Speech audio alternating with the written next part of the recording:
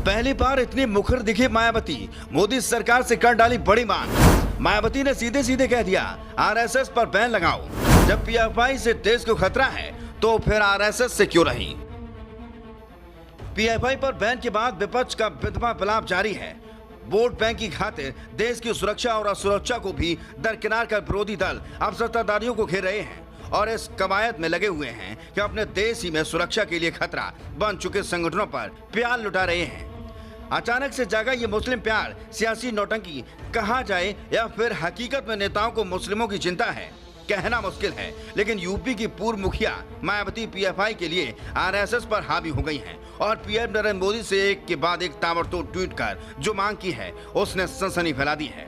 और मायावती के ट्वीट के बाद बीजेपी अब बीएसपी को जमकर घेर रही है, क्योंकि बीजेपी के लिए पहले साइकिल वाले पोल खोल मुसीबतें खड़ी कर रहे थे, तो फिर अब हाथी वाली दीदी ने भी बीजेपी की लंका लगाना शुरू कर दिया है।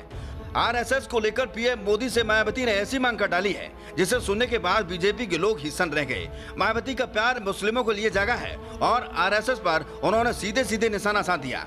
वैसे भी जिस बीजेपी के लिए वो मौन धारण करके रहती थी, अब उसी बीजेपी की पुंगी बजाने का कोई मौका हाथ से नहीं जाने देती। अब मायावती ने जो किया है वो भी बीजेपी के लिए परेशानी के साथ साथ सियासी मुद्दा भी बन सकता है। दरअसल मायावती ने ट्वीट किया है और लिखा है कि केंद्र द्वारा पीपुल्स फ्रंट ऑफ इंडिया पर देश भर में कई प्रकार से टारगेट करके अंततः विधानसभा चुनाव से पहले उसे उसके 8 सहयोगी संगठनों के साथ प्रतिबंध लगा दिया गया है।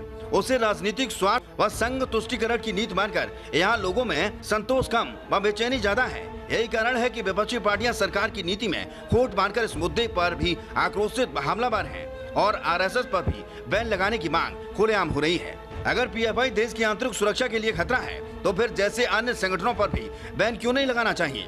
मायावती का ट्वीट करना था कि भक्ति कौम सक्रिय हो गई और रिट्वीट कर तमाम ऐसे बयान बीजेपी समर्थकों ने साझा किए जिनकी उम्मीद मायावती को भी नहीं थी।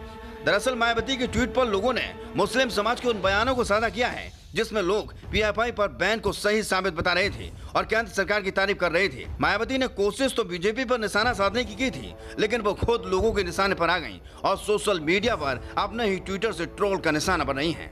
Bureau report.